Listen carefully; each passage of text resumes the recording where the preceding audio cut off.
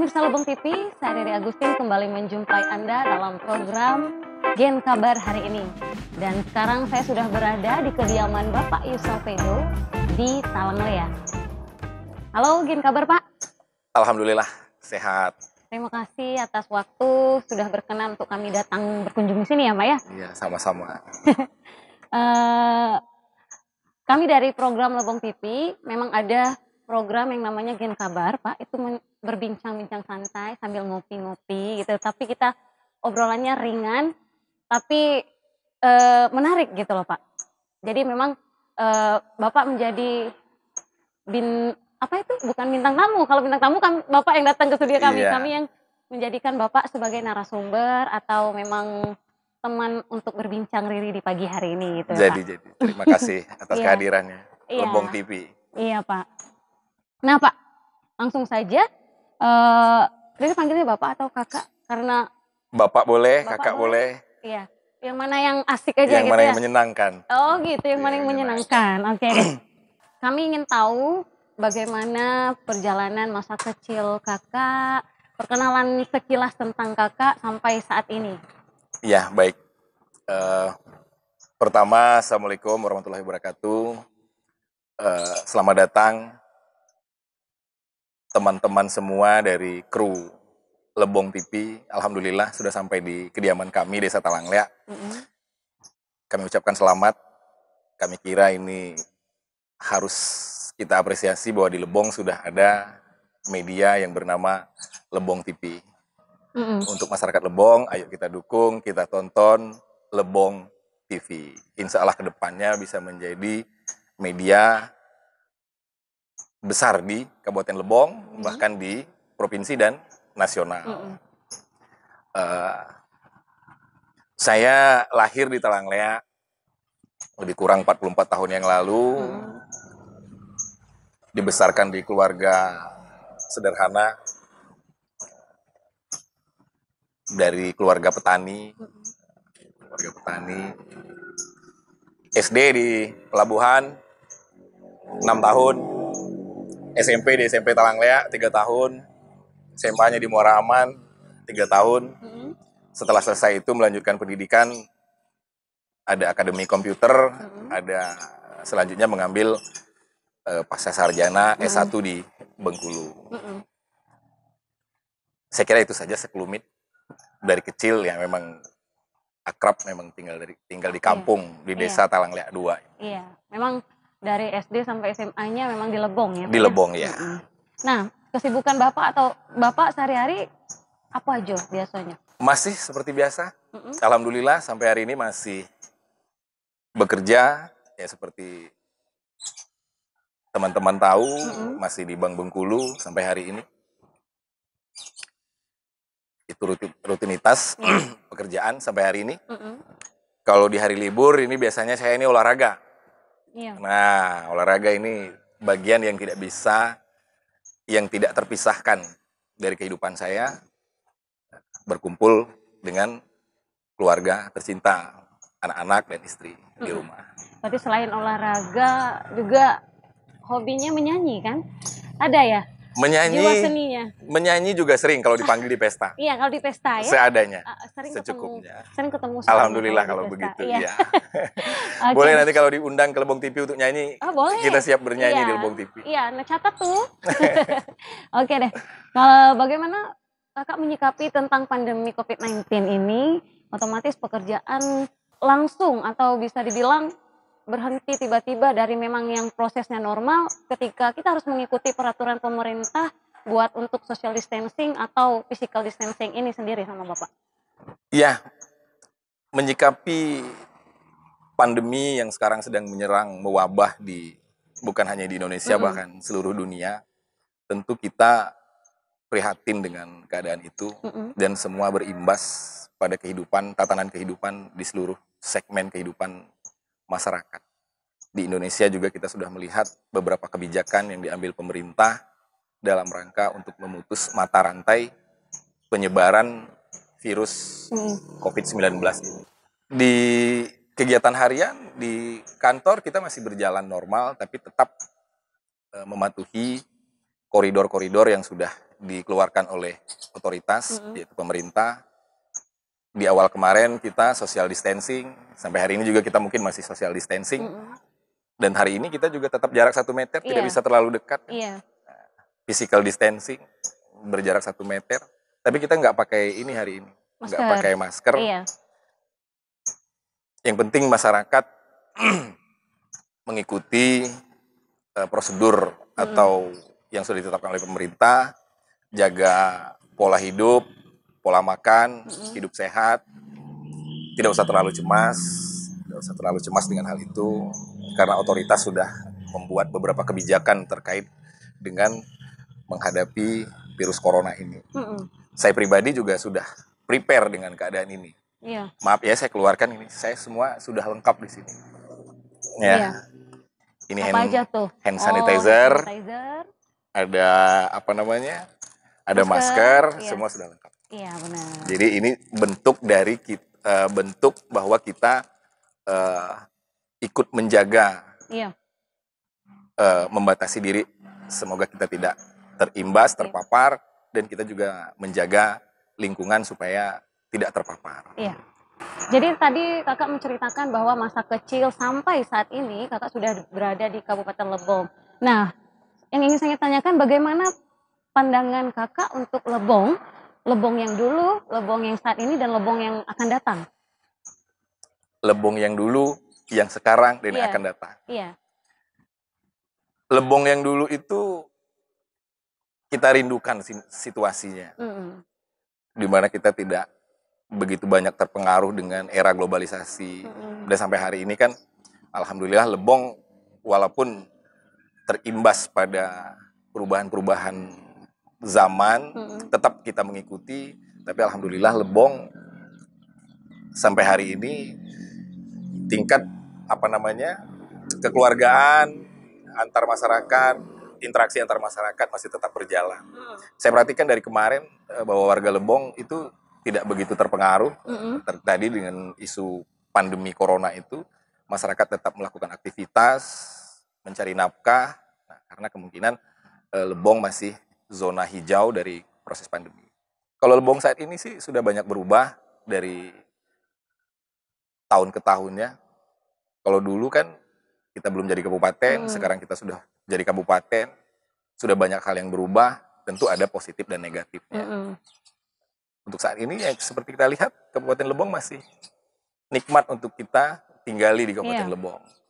Nah, mungkin ke depan kita doakan saja nanti Lebong bisa berubah ke arah yang lebih baik, baik dari seluruh tatanannya, kehidupan sosial, ekonomi, segala macam itu bisa berubah ke arah yang lebih baik. Harapan kita semua mungkin sebagai warga Lebong, tentu semua punya keinginan untuk hal itu.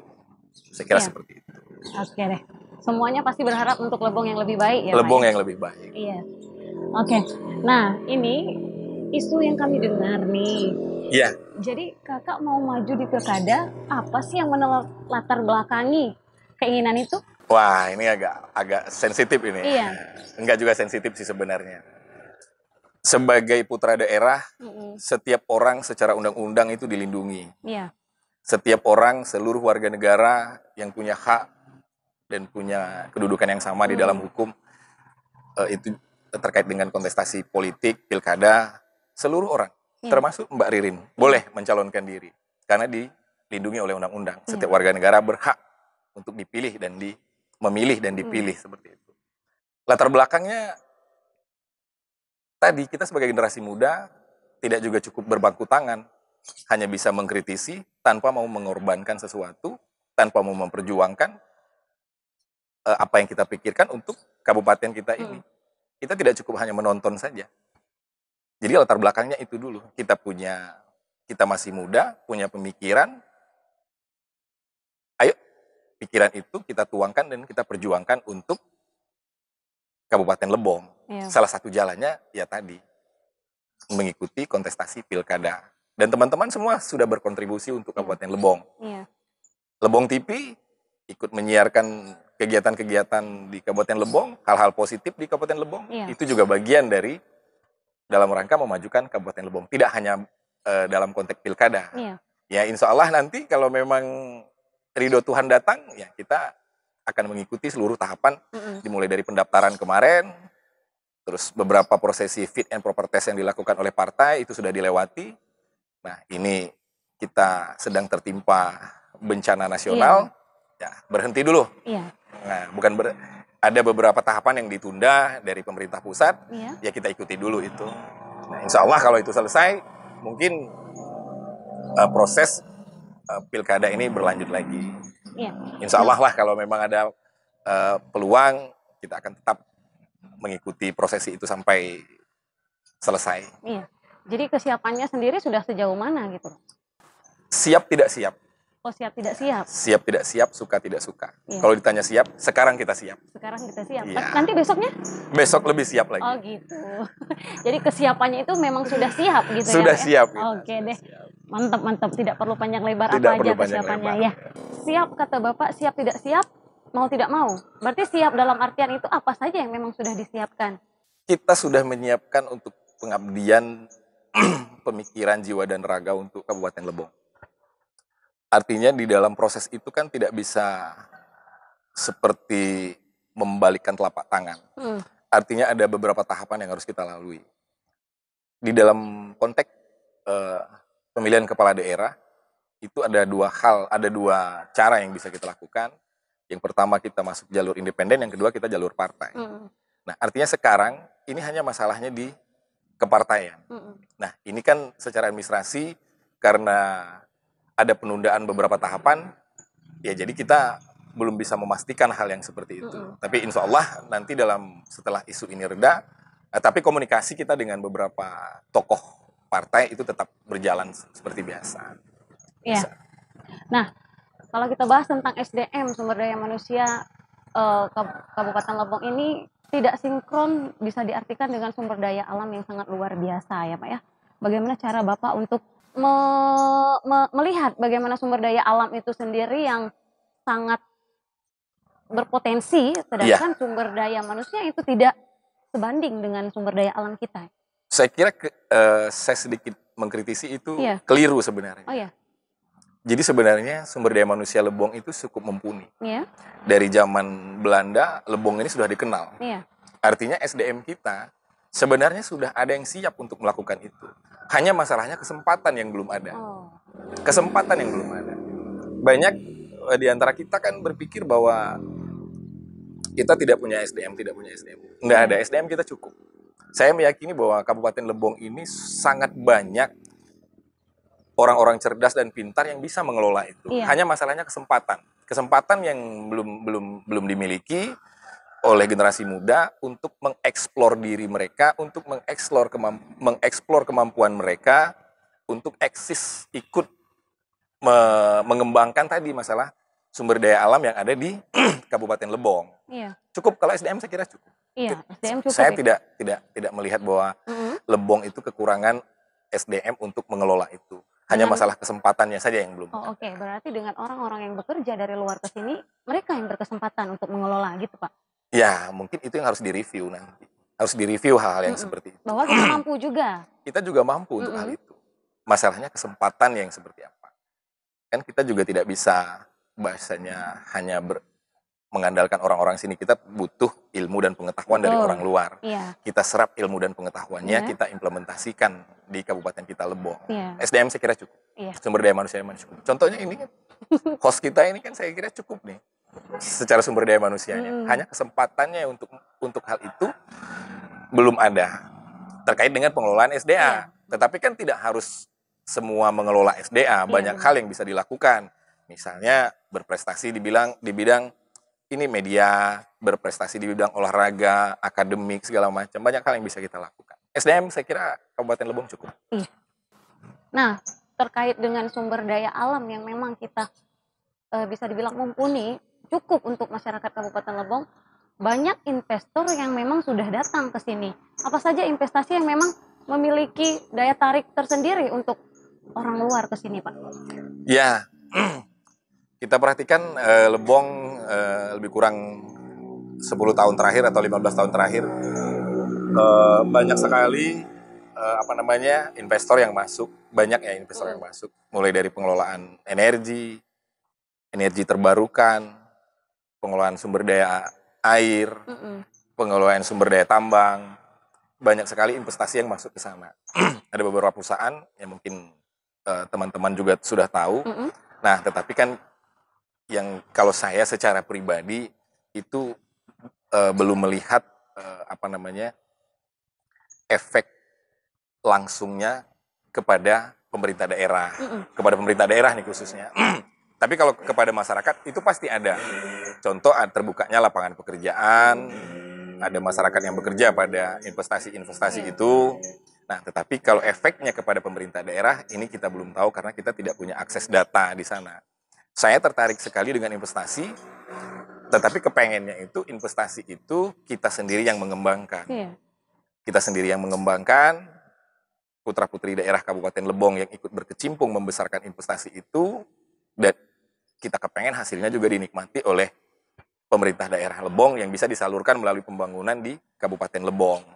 Nah, ini beberapa kali sering saya sampaikan terkait dengan investasi, contohnya listrik. Kayak Lebong sekarang kan jargonnya itu kan sumber energi, lumbung energi, lumbung energi. Nah, cuman kan di dalam itu kan saya mungkin teman-teman dari Lebong TV juga belum tahu apa sih substansi yang ada di dalam jargon yang kita miliki itu Lebong lumbung energi itu. Ya, baik. Berarti setiap investor yang datang ke sini harus memberikan, kalau bisa dibilang, hasil kepada pemerintah. Maunya kita itu seperti itu. Ini maunya kita. Maunya kita. Tapi tidak diharuskan. Sebenarnya harus seperti itu sih. Seharusnya seperti Jadi itu. Jadi gimana? Maunya kita atau memang diharuskan? Kalau misalnya kita dikasih peluang untuk mengambil kebijakan itu ya kita bikin perhitungan sebenarnya harus win-winnya seperti itu, iya. Sebenarnya karena harus. Yang mereka kelola kan sumber daya kita, bahasanya kan daerah kita, kita punya wilayah, perizinan wilayahnya itu kan dari kita. Masa sih kita hanya menonton saja, hanya masyarakat kita hanya dipekerjakan di bagian luarnya saja. Artinya kan kita tidak bisa masuk ke dalam nih, kita nggak tahu. Nah, mungkin pemerintah daerah mungkin nanti bisa menjelaskan itu bagaimana ini ya. Kalau kepengennya kita sih sebagai putra daerah Kabupaten Lebong, investasi itu harus berdampak kepada pertumbuhan ekonomi masyarakat, pertumbuhan pendapatan daerah kabupaten, maunya kita seperti itu. Iya, baik. Jadi kita sama-sama enak gitu, bukan berat sebelah. Jadi kitanya yang nggak imbang gitu ya Pak ya. Jadi kita perhatikan di beberapa provinsi atau di Indonesia itu beberapa investasi yang setelah selesai melakukan eksplorasi yang tertinggal hanya puing-puing yang ya sama-sama kita ketahui bersama lah, hanya meninggalkan kerusakan-kerusakan lingkungan saja seperti itu kan. Nah, ya anak cucu kita nanti mau seperti apa lagi kalau sudah seperti itu. Kalau sudah seperti itu artinya kan ya mesti ada kebijakan yang memayungi investasi itu supaya sustain untuk anak cucu kita ke depan. Nah, kan belum punya anak kan? Belum. Nah, nanti kalau punya anak mau hidup di mana coba kalau semua itu sudah selesai. Sudah itu kita serahkan kepada orang lain. Nah, kita ya mungkin saya umur 44 tahun. Kalau kita mengikuti umur Rasulullah lebih kurang ya 25 tahun lagi selesai. Nah, sekarang kita punya anak umur 5 tahun, 6 tahun. Kalau mereka umur panjang kan mereka akan hidup 50 sampai 70 tahun lagi. Nah, kalau sumber dayanya habis, lingkungan kita rusak semua, mereka akan hidup di mana? Nah, ini yang mungkin sama-sama lah kita putra daerah Kabupaten Lebong berpikir untuk bagaimana mempertahankan itu dalam jangka yang panjang untuk anak cucu kita ke depan di Kabupaten Lebong. Oke. Ya udah. Kalau gitu kita langsung menikmati kopi yang memang sudah disediakan. Nah, di sini ada kopi bubuk cap padi, kopi Hajiman Lebong. Seperti kita tahu dari dulu kopi ini, Pak ya? Iya. Jadi ini kopinya kopi Hajiman Lebong gitu ya? Iya. Jadi buat pemirsa Lebong TV di Kabupaten Lebong, pemirsa Lebong TV di provinsi, pemirsa Lebong TV secara nasional, dimanapun Anda berada. Nah, datanglah ke Lebong, nikmati kopi bubuk cap padi, produksi Man Lebong. Dinikmati ya. Kita menikmati kopi Iya, ya. oke, Iya.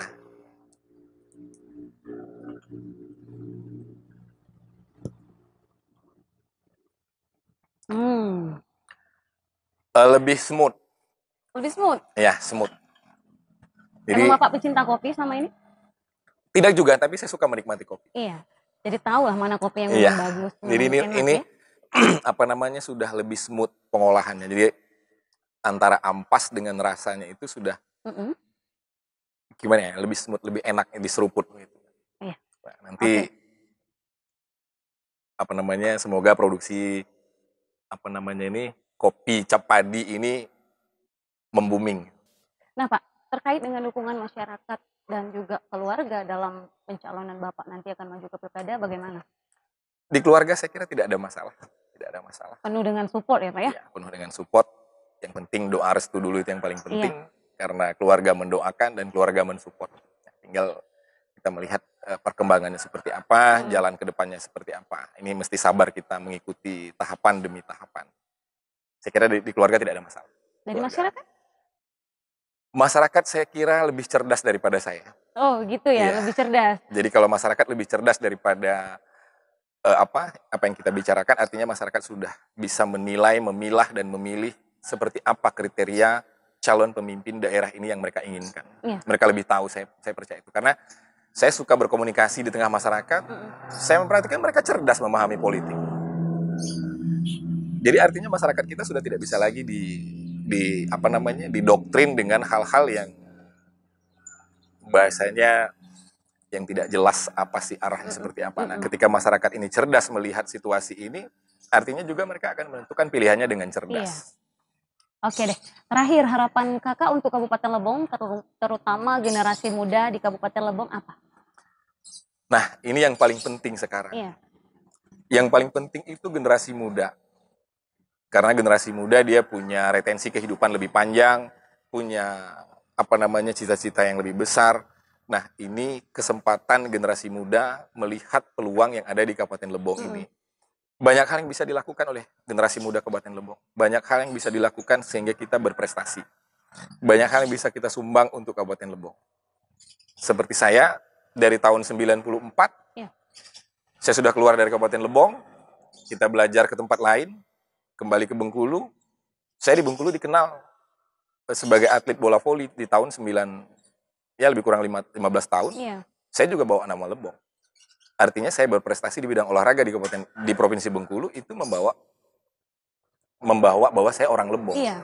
Hal seperti itu saja sebenarnya membuka peluang kita untuk bisa mengambil kesempatan pada saat zaman yang sudah berubah cepat seperti ini. Nah, generasi muda Kabupaten Lebong, saya kira banyak potensi yang mereka lakukan. Ya kesenian, olahraga, akademik, non-akademik lainnya itu banyak yang bisa dilakukan oleh Kabupaten Lebong. Hanya masalahnya tinggal kembali ke personality dan fasilitas yang disediakan oleh pemerintah atau ada lembaga-lembaga lain yang menyalurkan itu sehingga itu bisa tersalurkan ke arah yang lebih baik dan bisa berprestasi. Ya kalau bukan kita yang generasi muda yang akan tampil, lalu siapa lagi? Nggak mungkin nenek-nenek kita kan. Nah, inilah kesempatan kita sekarang generasi muda. Ayo generasi muda Lebong, bangkitlah. Bangkit, lihat nih situasi sekarang. Kalau nggak kita, ya siapa lagi? Generasi muda. Generasi muda yang harus di depan sekarang. Generasi muda itu yang harus mengambil tongkat estafet itu. Apapun itu. Kepemimpinan, ya, banyak hal lain lah. Sekarang kita lihat saya lihat generasi-generasi muda kita sudah mulai di Pilkades saja saya lihat. Di Pilkades itu banyak sekali angkatan muda-muda ikut di sana. Di DPR kita lihat banyak angkatan-angkatan muda yang ada di sana. Dan seluruh lini, ya sekarang generasi muda, harapan saya sih generasi muda Kabupaten Lebong itu ayo berkompetisi dengan sehat. Mari kita raih apa yang kita cita-citakan, ya diperjuangkan. Ayo semangat, anak-anak muda Lebong ayo semangat, bangkit. Nah pemirsa Lebong TV, itulah tadi bincang-bincang kita bersama Bapak Rizal Tedo. Saksikan minggu depan, Gen Kabar. Terima kasih dan sampai jumpa.